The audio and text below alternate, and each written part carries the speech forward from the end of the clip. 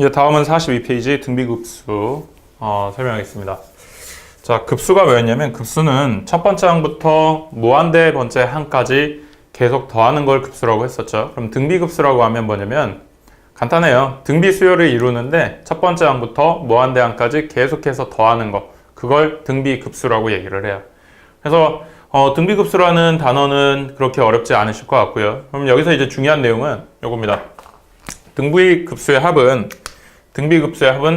1-r분의 공비분의 초항이다. 요것만 기억하시면 되고, 그리고 언제 수렴하냐? 절대값 r이 1보다 작을 때만 수렴한다. 요것만 기억하시면 돼요. 자, 그러면 왜 이렇게 되냐? 자, 한번 말씀드릴게요. 일단 등비수열의 합공식은 어떻게 되냐면 등비수열의 합공식은 1-r분의 초항 곱하기 1-r의 n승꼴의 수열이 있었어요. 요게 등비수열의 합이었죠. 자, 그런데 만약에 절대값 r이 1보다 작으면 이거이면 1보다 작기 때문에 n승을 하면 할수록 어떻게 되죠? 얘는 n이 무한대로 간다 그러면 얘는 0에 점점 가까워지죠. 그래서 얘는 r의 n승은 절대값 r이 1보다 작다 그러면 얘는 점점 0에 가까워질 거기 때문에 절대값 r이 1보다 작으면 등비수열의 합 공식은 어떻게 되냐면 1-r분의 a 이렇게 되는 거죠. 그래서 n이 무한대로 한없이 점점 가까워지면 등비급수의 합은 1-r분의 a 이렇게 얘기를 하면 돼요. 그래서 요거 공식만 기억을 하시고요. 그러면 왜 절대값 r이 1보다 작을 때 수렴하냐? 등비급수는 왜 그때 수렴하냐? 요거는 뒤에 다시 설명을 하겠습니다. 그리고 절대값 r이 1보다 작을 때를 제외하고는 항상 발사입니다. 왜 이렇게 됐는지는 뒤에 수렴 조건에서 다시 또 설명을 할게요. 일단 요거는 하나 정리하시고요. 그리고 뒤에 거 한번 넘어갈게요. 자, 그러면 등비급수의 수렴 조건은 어떻게 되냐? 자, 여기에서 밑줄 그을 부분은 어차피 양가로 1번은 2번하고 반복이니까 밑줄 안 그으셔도 되고요. 이 부분은 밑줄을 그으셔야 돼요. 자, 자, 보세요. 시그마 n은 1항부터 무한대항까지 더할 건데 a 곱하기 r의 n-1승꼴의 수열이 있다. 얘가 언제 수렴할 거냐? 요거의 수렴 조건은 어떻게 되냐? 자, 한번 보세요. 요거의 수렴 조건은 자, 만약에 초항이 0이면 만약에 첫 번째 항이 0이면 공비가 10이든 100이든 1000이든 얼마든지 간에 얘는 계속 0이죠. 요 일반항은 계속 0이 돼 버리겠죠. 그러니까 합을 하면 계속 더하라 그러면 0에 수렴할 거니까 초항이 0이어 버리면 얘는 일단 수렴할 수밖에 없어요. 그럼 초항이 0이 아닐 때는 어떻게 되냐? 자, 보세요.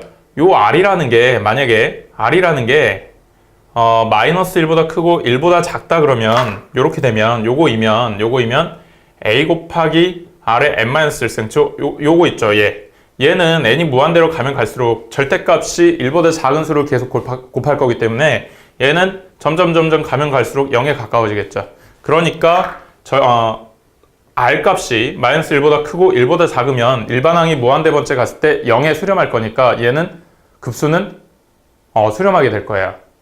자, 그런데 만약에 r이 1일 때는 어떻게 되냐? r이 1일 때는 초항이 a면 두 번째 항도 a고 공비가 a이기 때문에 계속 a를 더하게 되겠죠. 그러니까 이거는 급수를 얘기할 때 발산할 수밖에 없죠. 자, 요 얘기를 왜 하냐면 우리가 요거 비교해서 적어 놓으세요. 비교해서 적어 놓으면 우리가 등비수열 a 곱하기 r의 n-1승꼴의 수열에 요거의 수렴 조건은 어떻게 했었냐면 요거의 수렴 조건은 초항이 0이거나 공비가 마이너스 1보다 크고 초항이 0이거나 공비가 마이너스 1보다 크고 1보다 작거나 같다까지 들어갔었죠. 자, 얘는 왜 1이 들어갔었냐면 차이는 얘는 1이 안 들어가 있고 다 똑같은데 얘는 1이 들어가 있죠. 차이는 뭐냐면 r이 1이면 리미트 n이 무한대로 갔을 때 무한대 번째 항은 어떻게 되냐면 a니까 항 하나만 얘기를 하면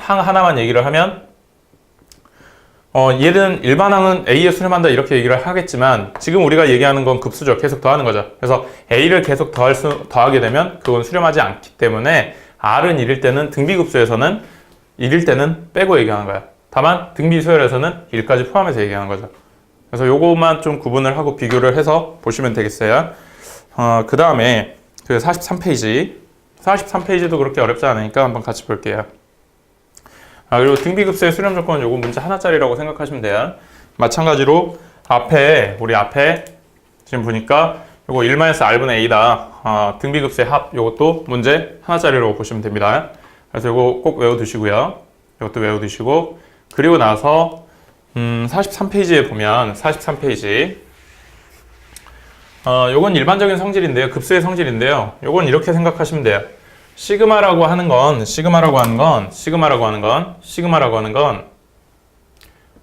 계속 더하는 개념이잖아요. 시그마는 계속 더하기예요. 요거는 뜻이 더하기잖아요.